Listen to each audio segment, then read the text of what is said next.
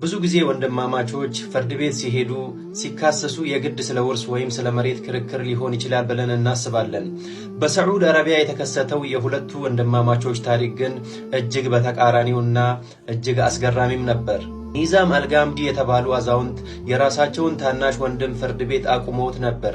ፍርድ ቤት ያቆማቸው የገንዘብ ወይም የሌላ ውርስ ጉዳይም አልነበረም።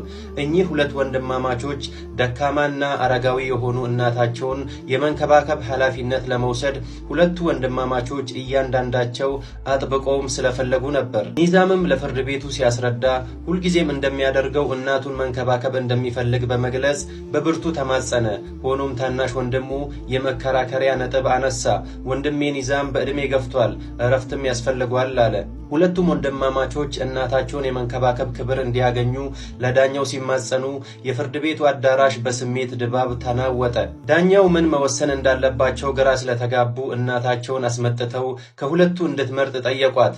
እናትም ስትመልስ ሁለቱ ልጆቼ እንደ ቀኝና እንደ ግራ አይኖቼ ናቸው እና መምረጥ አልችልም ትላለች።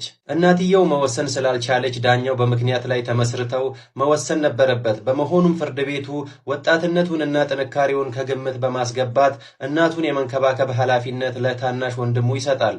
ውሳኔው ሲነገር ሂዛም በሐዘን ድባቡ ተውጦ ማየት አሳዛኝ ነበር። ከእናቶቻችሁ በሕይወት ያልተለያችሁ ወንድምና እህቶቼ ከዚህ ነገር ብዙ ትምህርት እንደወሰዳችሁና እድሉን ፈጥናችሁ እንድትጠቀሙ ለእኔም ለእናንተም አሳስባለሁ። ወሰላሙ ዓለይኩም ወረሕመቱላህ።